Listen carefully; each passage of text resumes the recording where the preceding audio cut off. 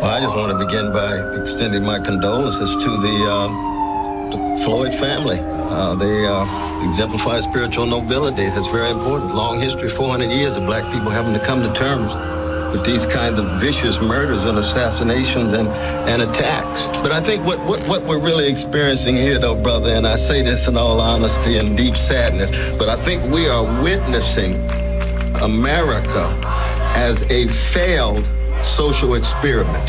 And what I mean by that is that the history of black people for over 200 and some years in America has been looking at America's failure.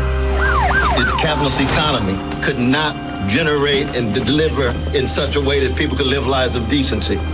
The nation state, its criminal justice system, its legal system could not generate protection of rights and liberties. And now our culture, of course, is so market-driven, everybody for sale, everything for sale. It can't deliver the kind of nourishment for soul, for meaning, for purpose. And so when you get this perfect storm of all of these multiple failures at these different levels of the American empire, and Martin King already told us about that. When I saw those pictures there in Atlanta, you could see Martin right there in Atlanta saying, I told you about militarism, I told you about poverty, I told you about materialism, I told you about racism and all of its forms. And what we've seen in America is now these chickens coming home to roost. And in this instant, you have Brother George, where it is so clear it is a lynching at the highest level. Nobody can deny it. And I thank God that we have people in the streets. Can you imagine this kind of lynching taking place? And people are indifferent. People don't care. People are callous. But you know what's sad about it though, brother?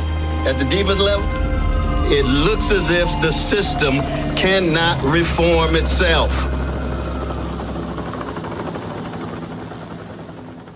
I'm the son of a police officer.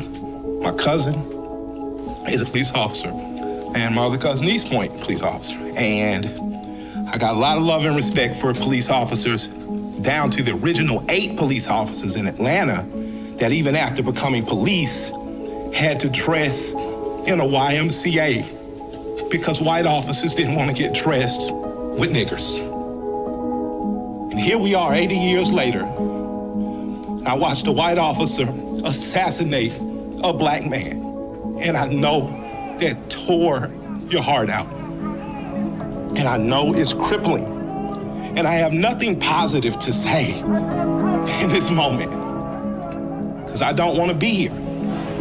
I'm duty bound to be here to simply say that it is your duty not to burn your own house down for anger with an enemy. It is your duty to fortify your own house so that you may be a house of refuge in times of organization. I'm mad as hell. I woke up wanting to see the world burn down yesterday because I'm tired of seeing black men die. He casually put his knee on a human being's neck for 9 minutes as he died like a zebra in the clutch of a lion's jaw. So that's why children are burning to the ground. They don't know what else to do. So my question for us on the other side of this camera is, after it burns, will we be left with charred, or will we rise like a phoenix out of the ashes? It is the responsibility of us to make this better right now. We don't want to see 1 officer charged. We want to see 4 officers prosecuted and sentenced. We want to see the system that sets up for systemic racism burnt to the ground. But what I can tell you is that if you sit in your homes tonight, instead of burning your home to the ground, you will have time to properly plot, plan, strategize, and organize and mobilize in an effective way. And 2 of the most effective ways is first taking your butt to the computer and making sure you fill out your sentences so that people know who you are and where you are. The next thing is making sure you exercise your political bully power and going to local elections and beating up the politicians that you don't like. Now is the time to do that, but it is not time to burn down your own home. Now is the time to plot, plan, strategize, organize, and mobilize.